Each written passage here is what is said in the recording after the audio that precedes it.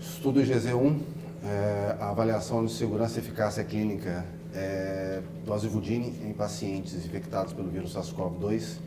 Tá? Um estudo fase 3, randomizado, duplo cego, controlado por placebo, tá? Na avaliação de casos moderado a graves de SARS-CoV-2, tá? Na internação hospitalar com utilização do azivudine.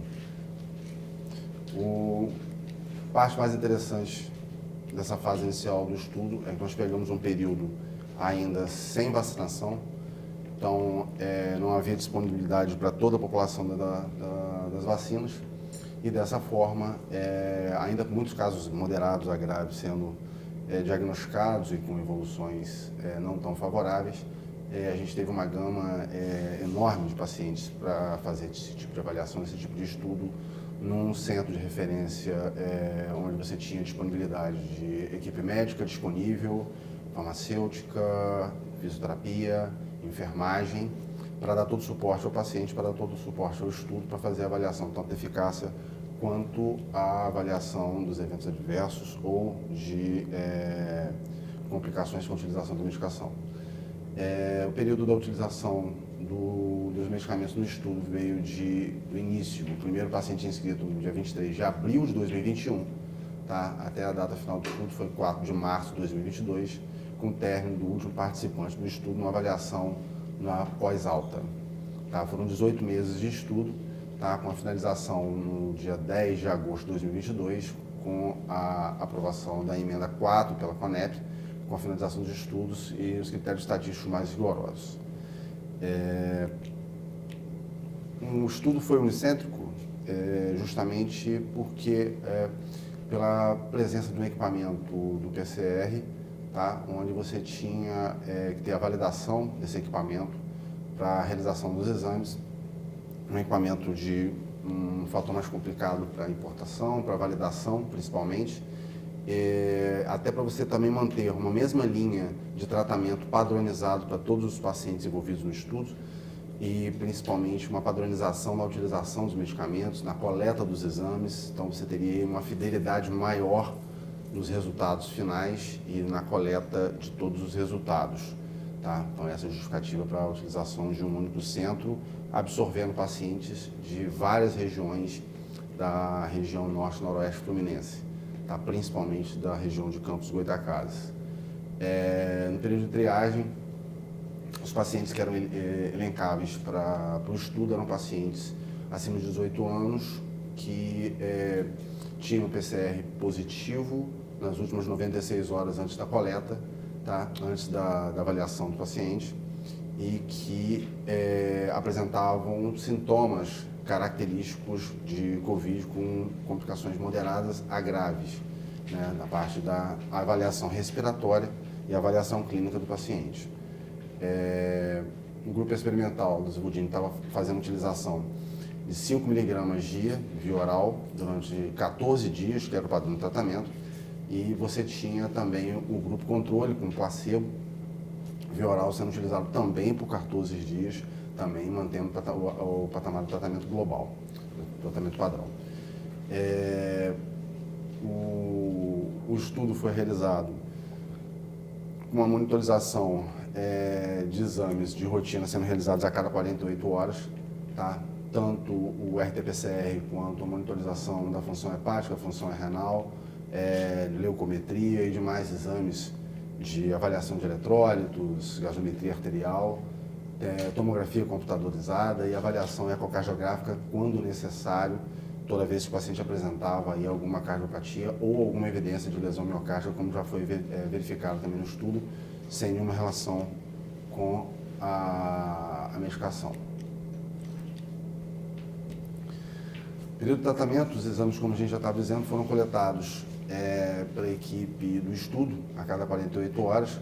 Tá? O tratamento foi finalizado no 14º dia e durante esse período os pacientes eram avaliados e eram acompanhados com uma bateria de exames e principalmente com avaliação clínica bem mais aprofundada, buscando uma farmacovigilância no intuito de verificar algum evento adverso da utilização da medicação durante o período de internação, durante o período de avaliação clínica, principalmente durante o período de avaliação laboratorial que os pacientes estavam sendo submetidos.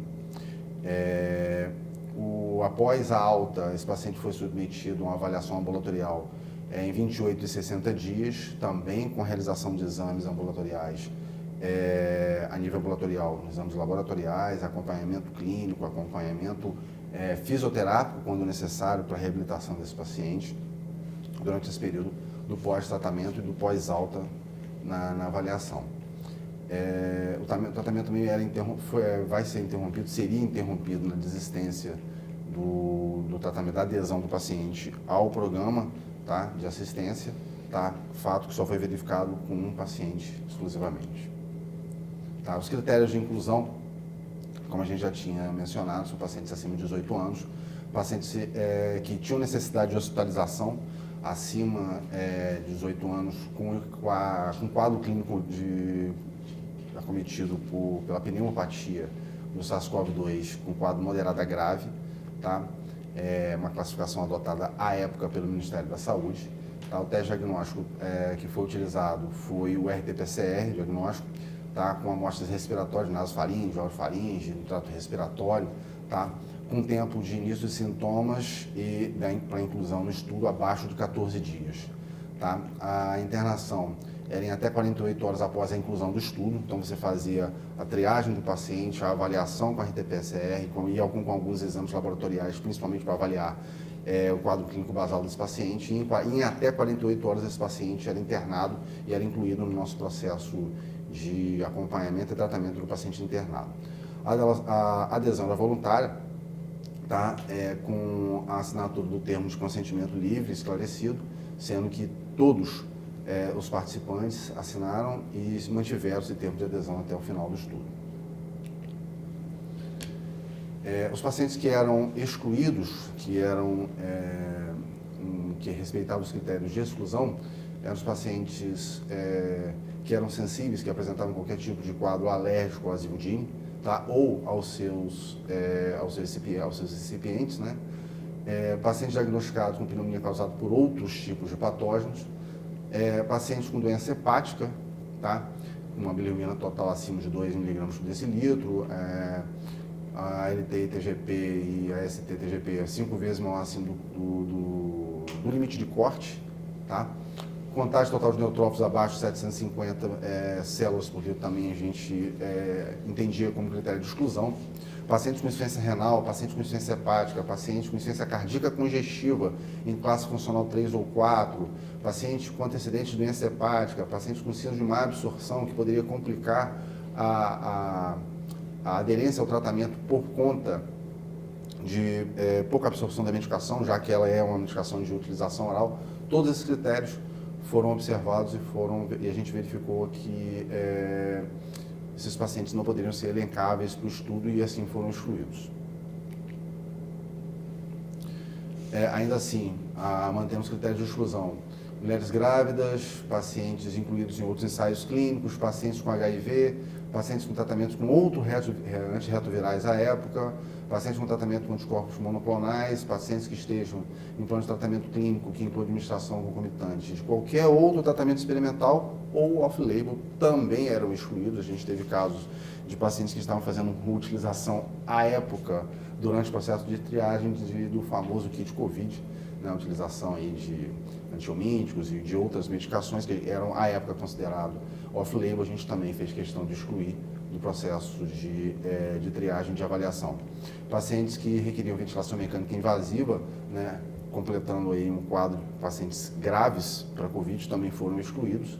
Tá? E qualquer outra condição médica significativa, história médica, que poderiam gerar complicação ou que excluiriam o paciente do estudo por complicações outras que não a complicação pelo próprio quadro clínico associado ao COVID ou associado à utilização de medicação, também foram excluídos do estudo. Tá? O objetivo primário do estudo era avaliar a segurança, tá, e a eficiência, a eficácia da medicação versus o placebo em pacientes acometidos pela SARS-CoV-2 com COVID, um quadro moderado a grave da doença.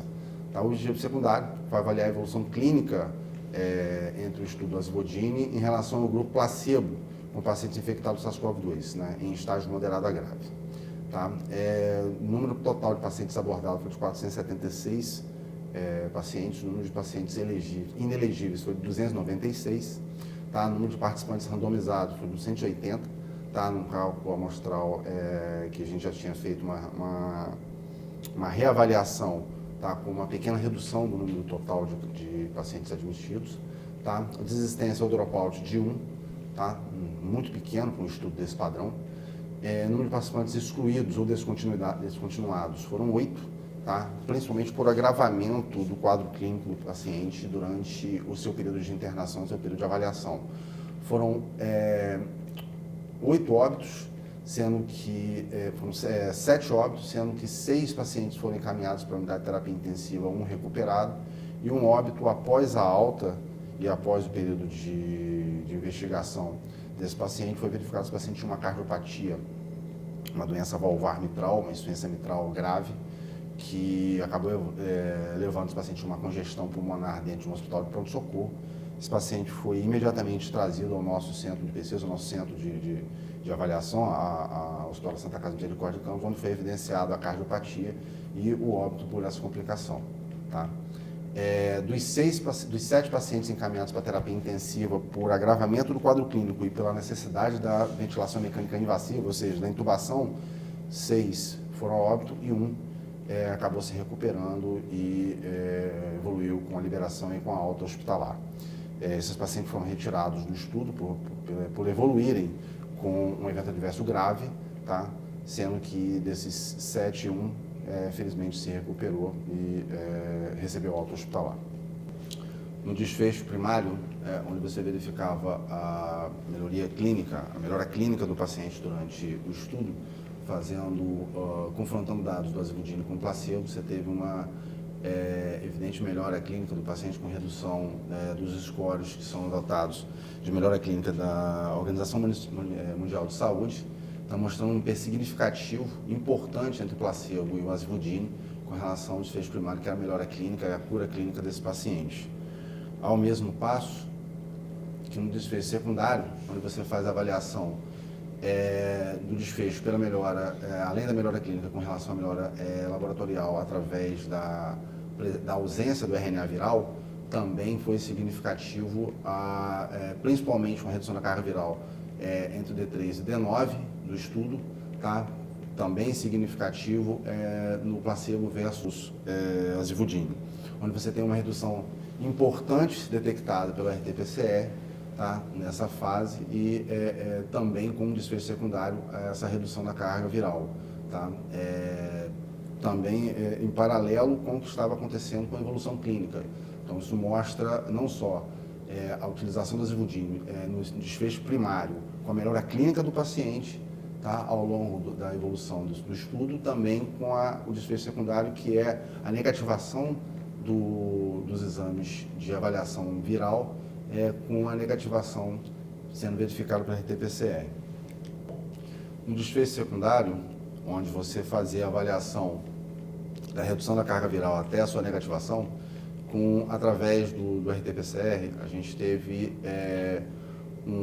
entre o D3 e o D9, você não teve uma redução tão significativa, tá? Talvez pelo método, quanto você faz através do PCR digital, do ddPCR, você tem uma redução significativa que pode, com a significância do P 0,001, e você pode ter uma evidência mais gritante quando você avalia esses dois gráficos de comparação da redução da carga viral com a RT-PCR e o ddPCR, mostrando que houve sim uma redução bem significativa com a utilização do azivudine em relação ao placebo ao longo do período analisado, e evidencia também a importância de você utilizar um método mais fidedigno, em que você tem uma avaliação da carga viral mais fiel, mostrando a efetividade, mais uma vez, da utilização do azivudine.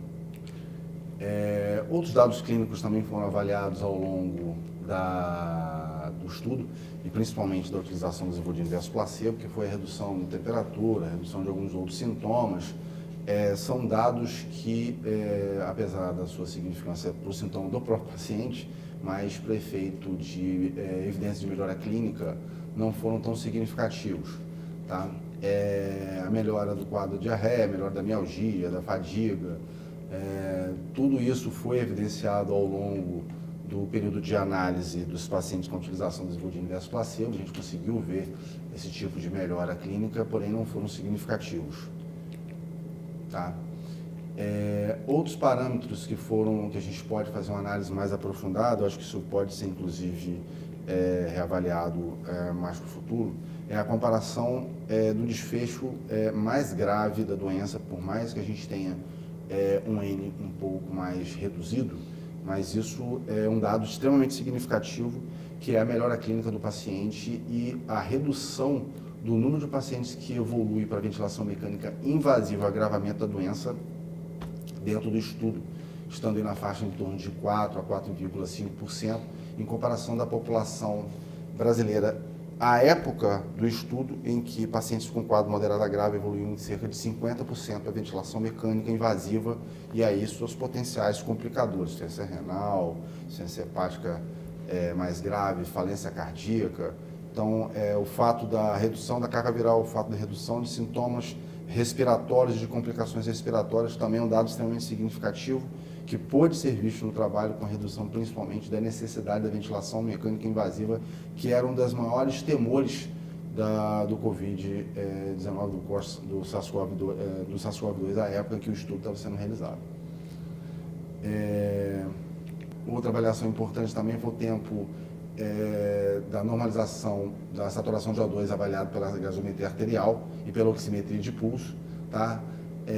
Os dados, apesar de não serem significativos clinicamente, você tinha melhora clínica desses pacientes ao longo da utilização das medicações, principalmente do Xevolin versus placebo. Com os pacientes com utilização do Xevolin, você tinha uma melhora clínica e uma redução da necessidade da complementação de O2 dentro da enfermaria de forma mais significativa, tá? Apesar de, na análise estatística, você não ter essa verificação tão eficaz.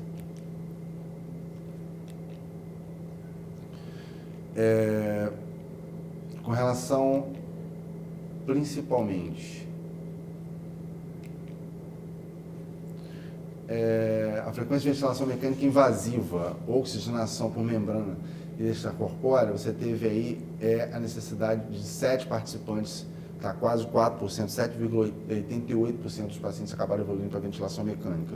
E como eu acabei de citar, como desfecho secundário mais grave, que era justamente o maior temor de todos os intensivistas, de todos os clínicos que faziam avaliação de pacientes com Covid, era a temível ida do paciente com um processo inflamatório pulmonar e vascular indo para a ventilação mecânica invasiva. E o que a gente pode verificar é que apenas 3,88% desses pacientes evoluíram para a ventilação mecânica invasiva. Os dados atuais, já conhecidos, já reavaliados, já levantados pelo Ministério da Saúde, falam em pacientes que foram hospitalizados dentro de um ambiente controlado e principalmente num ambiente com suporte de terapia intensiva adequada, 50% dos pacientes da população brasileira analisada evoluiu para a ventilação mecânica invasiva. Então isso é mais uma medida, mais um dado que reforça a eficácia, talvez, da medicação, necessitando de talvez mais estudos mais para frente, mais aprofundados, mas já mostra que existiu uma redução significativa da complicação pulmonar com a utilização da medicação versus o placebo. Tá?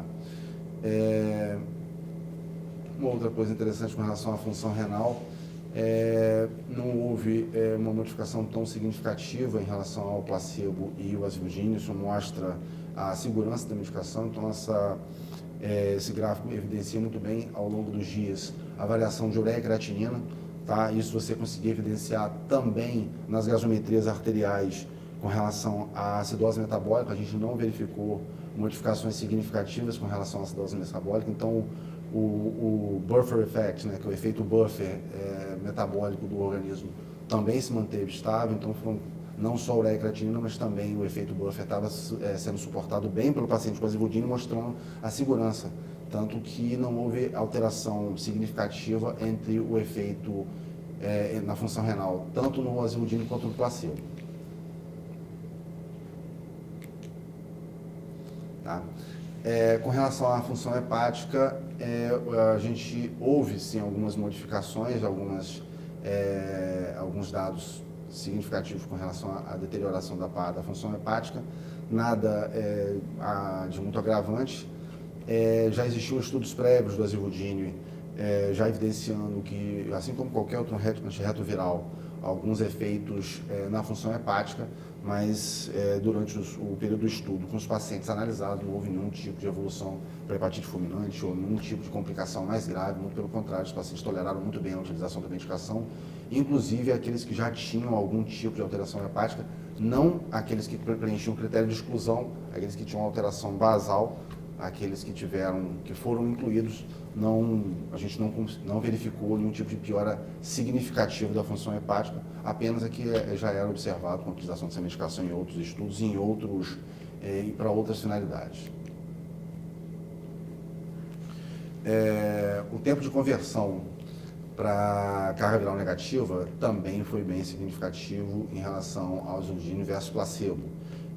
Você pode verificar que na utilização do azivudine, a primeira conversão ficou entre 6,27 e 7,73 dias, tá, para a primeira conversão, e na segunda conversão, o placebo, com 7,94 a 8,89 dias, tá, para a segunda conversão. Então, isso só evidencia a redução significativa da carga viral com a utilização do azivudine versus placebo, o que pode também evidenciar, tá, se você fizer um comparativo e um paralelo com a melhora clínica dos pacientes, que não só a redução da carga viral, mas também isso se espelha com relação à melhoria das condições clínicas desses pacientes, tá, do placebo versus o azivudine. Tá? A principal, você tem uma significância importante, né, um P de 0,02, então isso é importantíssimo ser citado, tá, mostrando a significância das análises sendo realizadas durante o período da avaliação. Tá? Houve períodos de alguns pacientes prolongaram o seu período de internação, tá? Pacientes que não negativaram as amostras de PCR após os 14 dias, permaneceram internados, permaneceram sendo monitorizados, e uma coisa interessante é que da população que permaneceu mais tempo do que 14 dias internada, a maior percentual, 66,66%, eram de pacientes placebo, tá? E apenas 33,84% eram de pacientes do azivudine, mostrando que a persistência da carga viral do paciente está diretamente relacionada também com a não utilização da medicação, ou seja, com a utilização do placebo. Tá? Esses persistiam com mais tempo, tá, dentro do rol de pacientes que permaneceram durante mais tempo, mais de 14 dias internados, esses só permaneceram mais internados com um maior percentual aqueles que estavam com placebo, tá, e um menor percentual aqueles com azivudine. Uma questão muito importante que deve ser levada em consideração e que esse corte só pode ser levado em consideração após ao período do estudo, com relação à importância da utilização da medicação independente da cepa que estava presente à época. Tá? As cepas analisadas e diagnosticadas através de sequenciamento genético foram a gama, a alfa e a delta, e a resposta do azivudine durante esse período com relação à redução de carga viral, redução de sintoma, redução de período de internação, redução de complicações, foi a mesma, teve o mesmo comportamento independente da cepa circulante durante o período do estudo. A vantagem, inclusive, desse estudo ter tido esse período de 18 meses durante uma das piores fases da pandemia foi justamente você ter a exposição da população e a coleta desse material, pegando aí as três principais cepas que estavam circulando e duas delas que foram os maiores fatores de complicação. Então, mostra eficácia independente, mostra a eficácia da medicação independente da cepa que estava circulando na população.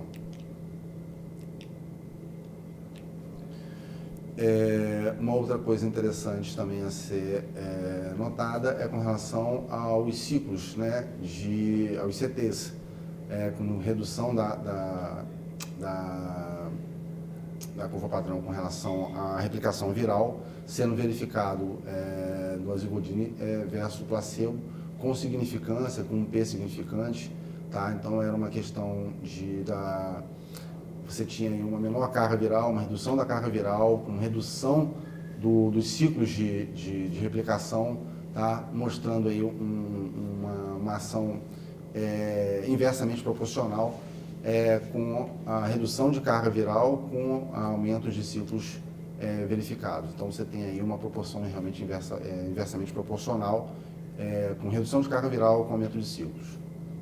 Ainda relacionado aos eventos adversos, além da análise de uma complicação com relação à piora da função hepática dentro de limites aceitáveis durante a utilização da medicação, houve um relato de 2 casos de tontura, sendo que o paciente já tinha um relato de histórico pregresso ao sintoma e o outro não teve nenhuma outra causa relacionada que pode ser associado à utilização da medicação. Além dos eventos adversos que nós verificamos até agora com relação ao aumento das funções, aumento dos exames de prova de função hepática, volto a dizer, sempre dentro do limite tolerável durante a utilização da medicação, você teve um caso de flebite membro superior, causado pela utilização de claritromicina venosa, que já é conhecida por gerar problemas de irritação de acessos de venóclises periféricas, foi convertido em via oral com a reversibilidade do quadro, tá? E principalmente o que a gente pôde verificar foi um dos casos mais frequentes, né, na análise dos eventos adversos, é a questão das elevações das enzimas hepáticas, em que a todo momento estava sendo monitorizado nos exames padrão que eram feitos a cada 48 horas, e a partir do momento que isso era monitorizado, se mantinham sempre numa faixa de segurança em que a gente não tinha necessidade da suspensão do uso da medicação ou da interrupção do evento. A taxa de mortalidade de todas as causas durante o período, até o D15, D21, D28, de 14 a 20 dias, a gente teve aí do desfecho do evento adverso mais desfavorável, que é o óbito, foi de 3,88%, tá? Foram 7 quadros de agravamento com necessidade de terapia intensiva, tá? 6 óbitos dentro da unidade de terapia intensiva por complicações ocasionadas pela internação em terapia intensiva, insuficiência renal, sepsis, sepsis ocasionado por complicações bacterianas, casos de insuficiência cardíaca também relacionados, tá? Por complicações, e um dos pacientes desses 7 se recuperaram e receberam alta, tá? Como já relatado previamente, você teve um óbito após a análise do estudo de um paciente que já possuía uma cardiopatia conhecida, que era uma insuficiência mitral importante, inclusive com indicação de cirurgia, tá? Onde esse paciente se recusava a realizar tanto o tratamento da parte cirúrgica quanto o acompanhamento clínico regular, veio a falecer na nossa unidade quando nós solicitamos a transferência para fazer uma reavaliação.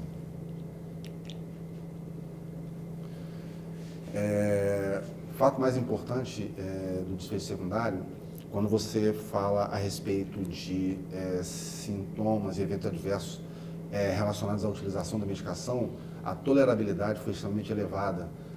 Sintomas ou eventos adversos associados à utilização do medicamento foram muito pequenos. Então, os pacientes toleraram muito bem a utilização da medicação, pouquíssimas complicações, pouquíssimos eventos adversos sendo relacionados à utilização da medicação. Uma segurança muito grande na utilização intra-hospitalar, uma vez que você tinha toda a monitorização sendo feita através de exames regulares. E mesmo quando o paciente já possuía um valor de função hepática limítrofe, mesmo com a utilização do Azivudine, ele se mantinha em faixas aceitáveis, mantendo a segurança da utilização. Tá? Pacientes que abandonaram o tratamento durante o procedimento, durante todo o período de estudo, foi um apenas, mostrando uma alta eficiência, né, da busca pela adesão ao tratamento durante o estudo. Tá? Não houve nenhum participante que retirou o seu termo de consentimento, todos permitiram a utilização dos seus dados para análise, para estudo. Tá? O tempo de utilização dos medicamentos foi de 14 dias e a adesão ao tratamento da população analisada foi de 99,45% dos dos resultados. Tá? Então, o que a gente pode verificar nesse gráfico, nessa análise, é uma tolerância muito elevada à medicação, ou seja, uma medicação com pouquíssimos eventos adversos, com pouquíssimas complicações na sua utilização, uma eficiência elevada quando se trata de avaliar o desfecho final, né, que é a melhora clínica do paciente, o não óbito, quando você avalia a melhora clínica, quando você reduz a carga viral, principalmente analisado de forma mais criteriosa pelo ddPCR. Então, acho que tudo isso mostra a segurança da medicação e, principalmente, a tolerabilidade, a eficiência mediante as cepas a qual a população foi exposta à época do estudo. Foram 3 cepas analisadas e a utilização da medicação mediante essas 3 cepas, o resultado final foi praticamente o mesmo, ou seja, mostrando a eficiência independente da cepa presente no ambiente, tá? E mesmo com uma redução do número de amostra da população analisada, você tem uma eficácia muito grande frente ao placebo em relação à utilização do Azivudine.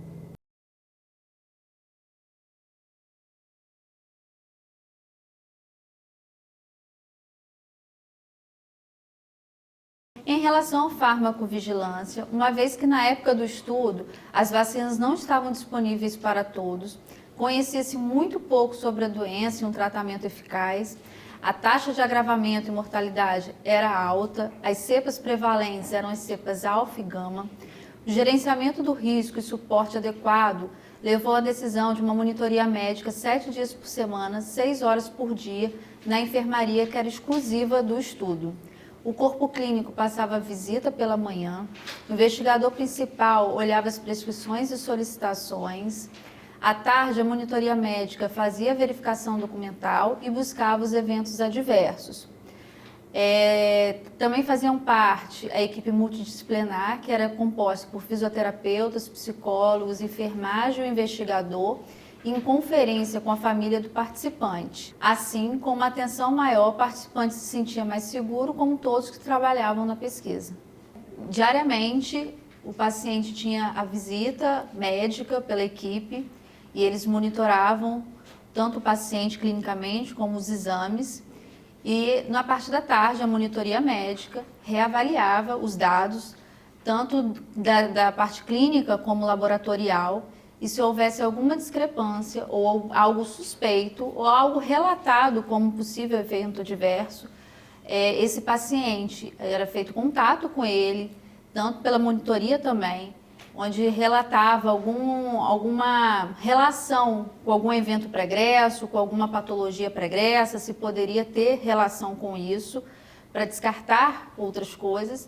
Tudo isso para manter a segurança do paciente, principalmente no momento que não se conhecia muito sobre a doença.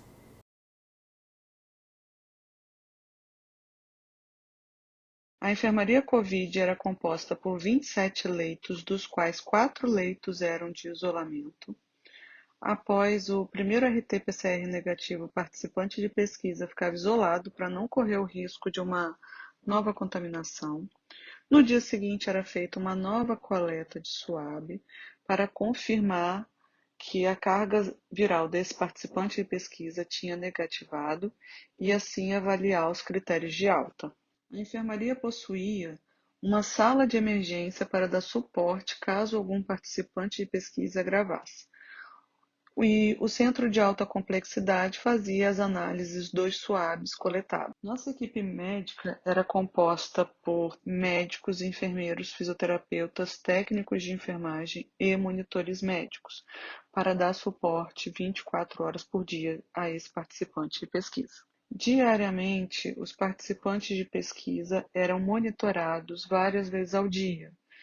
Avaliava-se sinais vitais, sintomas, oximetria de pulso e glicemia.